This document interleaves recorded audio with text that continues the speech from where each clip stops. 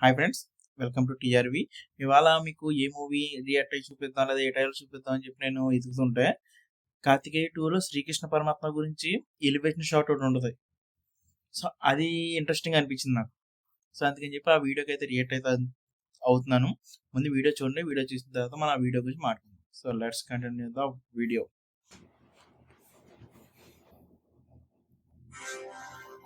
Sir, with all due respect, me achievements ఏంటి? మీరు రాసిన పుస్తకాలేంటి? మీరు మాట్లాడే మాటలేంటి?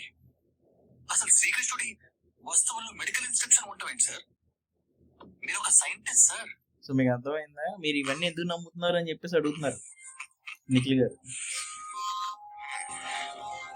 మనకి కనిపించడం లేదు అంటే మన కన్ను చూడలేకపోతుందని అర్థం, లేదని కాదు.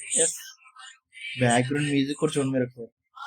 శ్రీకృష్ణుడిని దేవుడు అని ముద్ర వేసి మనిషికి నేలకి దూరం చేయొద్దు. He's biologically born and brought upon this earth. ఆయన అపార మేధ, ఉన్నత విలువలతో జన్మ తీసుకుని ఈ నేల మీద నడిచిన మనిషి. అతను చెప్పిన ధర్మం మతం కాదు, మన జీవితం. సో ఆయన చెప్పింది మీకు అర్థమవుతుంది కదా. కోట్ల మందికి దారి చూపించిన అతని కన్నా గురువు ఎవరు? ఈ షాట్లు నిజంగా చూడండి ఒకటొకటిని. కురుక్షేత్రం రక్షణ కోసం సముద్రం మధ్యలో ద్వారకా నగరాన్ని కట్టిన అతని కన్నా గొప్ప ఆర్కిటెక్ట్.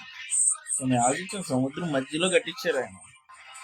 ఇటువంటి మనసులోని మాట చెప్పి అతని కన్నా గొప్ప సైకాలజిస్ట్ ఎవరు? సో మీకు అర్థమవుతుందా?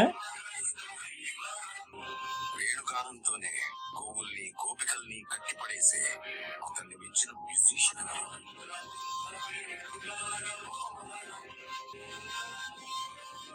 నిత్యారోగ్యంతో ఉండే సూచనలు చెప్పిన అతనికి మించిన డాక్టర్ ఎవరు?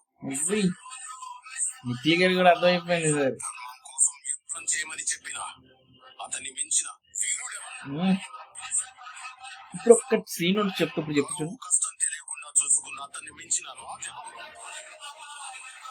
ఇప్పుడు చూడండి. యాగాలతో వర్షం తెప్పించిన అతనికన్నా ప్రకృతిని అర్థం చేసుకున్న క్లైమటాలజిస్ట్ ఎవరు?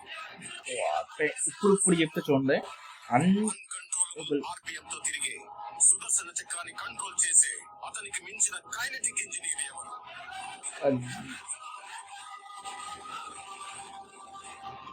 అతనొక fighter, singer, teacher, warrior, what not. He's everything. His aura is eternal. ఈయన చెప్పి ప్రతి ఒక్క పాయింట్ అబ్జర్వ్ చేసుకుంటే ఆయన ఫీలింగ్ చూసారా? ఆయన బాడీలోంచి వచ్చి వైబ్రేషన్ అనుకోవచ్చు, లేకపోతే ఒక నిఖిల్గా చెప్తే చూడండి. దేవుణ్ణి పూజించడం కన్నా అర్థం చేసుకోవడం అవసరం అని నాకు మిమ్మల్ని చూసిన తర్వాత తెలిసింది సార్. అది ఇది నేను జీవితాంతం గుర్తుపెట్టుకునే విషయం. ఓకే, మీకు అర్థమైంది కదా.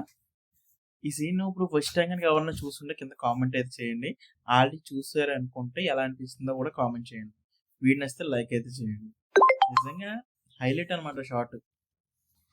మీకు అర్థమవుతుందా? శ్రీకృష్ణ పరమాత్మ గురించి వివరంగా చెప్పిన షార్ట్ ఇది. ఆయన ఎలా పుట్టారు, ఆయన పుట్టి ఏం చేశారు అనేది. ఓకే, మనం కూడా చేయగలం అనే థాట్లోంచి తీసుకొచ్చేది అనమాట. ఆయన 100% చేశారు, మనం జస్ట్ 0.1% దగ్గర ఆగిపోతాం మంచి చేసింది. ఆయన 100. అందుకే మనకి కార్తికేయ 2 క్లైమాక్స్లో చెప్తారు, మనం చేసేది 1%, మామూలుగా వాళ్ళు చేస్తే 10%, దేవుడు చేయాలని 100% అని చెప్పి చెప్తారు. ఆ కాన్సెప్ట్ అది క్లైమాక్స్లో ఎక్స్ప్లెయిన్ చేసినప్పుడు. సో ఓకే, ఈ వీడియో చూసారంటే నచ్చే ఉంటుంది. నచ్చితే లైక్ అయితే చేయండి. ఎక్కువ చూసిన పదవి థ్యాంక్ యూ వెరీ మచ్.